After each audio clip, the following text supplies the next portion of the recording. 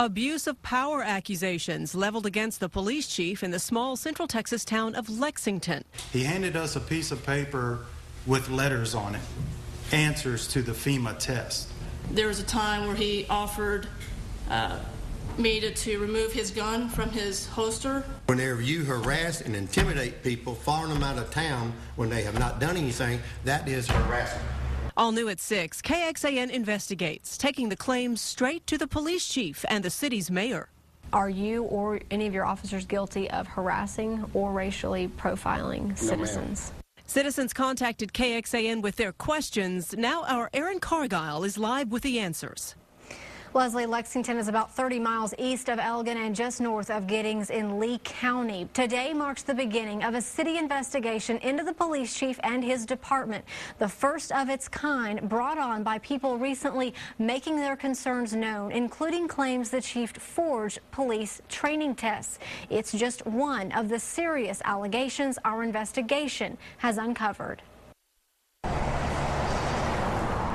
About an hour outside of Austin sits the quiet rural Lee County town of Lexington. With a population less than 2,000, crime is nearly non-existent, and attendance at city council meetings is normally low. But on February 9th, the meeting hall was packed, some stepping up to the mic to offer praises about the Lexington Police Department. If I thought the city was in a bad situation, I wouldn't be working here. I'm working for free. And others spoke out for the first time, detailing accusations against Lexington police. One is racial profiling, and the other one is abuse of authority by an overzealous police officer. But 6 weeks before that meeting, KXAN started asking questions about this stack of complaints claiming abuse of power in the police department, like a woman who worked at a local store and told us Lexington Police Chief Randy Davenport made between 15 to 20 sexual remarks to her at work, at one point inviting her over to his hot tub, clothing optional. And while she didn't want to take legal action, she wanted it documented in the chief's personnel file and requested an investigation. We requested written complaints like this one from the city, but on several occasions, this is what Mayor Robert Wilrick told us. Up to this point, have you ever received any complaints in writing? I've never received any complaints in writing. But a Giddings attorney says he mailed that letter to the mayor in November of 2009. So we asked the mayor again. You've never seen this? This is a letter addressed to you in your office. Yeah, this complaint I did receive. And somewhere in my office I probably have a copy of this. He did not have a copy.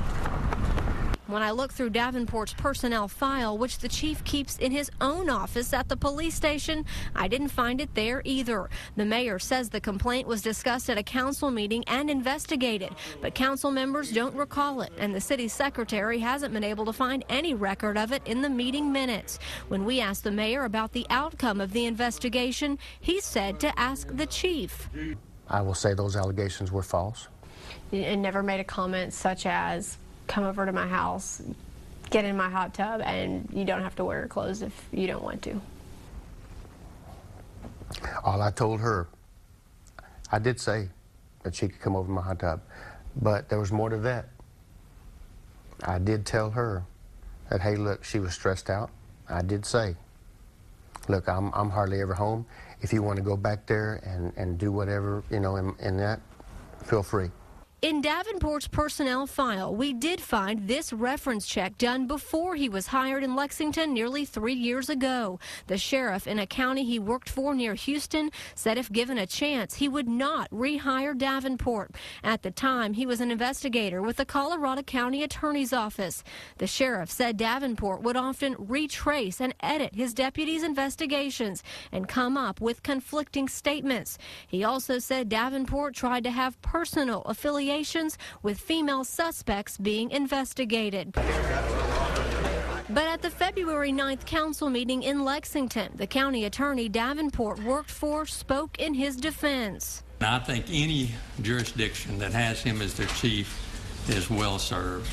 But the allegations go beyond Davenport's alleged flirtations. Former Lexington police officer Jimmy Fritcher told the council while he was on the force, Chief Davenport took these 3 online FEMA certification tests for him in 2007 and 2008 that were supposed to help prepare him for emergency situations. Fritcher thinks he wasn't the only one. He handed us a piece of paper with letters on it, answers to the FEMA test. He handed to us, we read off the letters. Next thing you know, we were FEMA certified. If true, FEMA says the officer's certificates can be yanked. They can be banned from future classes, and the unethical conduct will be reported to the city so they can take appropriate action. I didn't take the test for him. Why would he come out with an accusation like that? Because he's a disgruntled employee. Fritcher says he was forced to resign in 2008. The chief told us that came after citizen complaints. All in favor of the motion, say aye. At that council meeting on February 9th, council members voted unanimously to put a committee together to review all claims. I haven't done anything wrong, and I'm proud of my job, and I want to keep my job. Now, the review committee will meet with people one-on-one over the next 30 days. Then they'll make a recommendation to the council. The mayor appointed 2 council members and 3 citizens to serve on that board. Recording devices, even cell phones, are not allowed in. They want to keep the process confidential to encourage anyone to come forward. We'll keep you posted. Reporting live, Erin Cargile, KXAN, Austin News.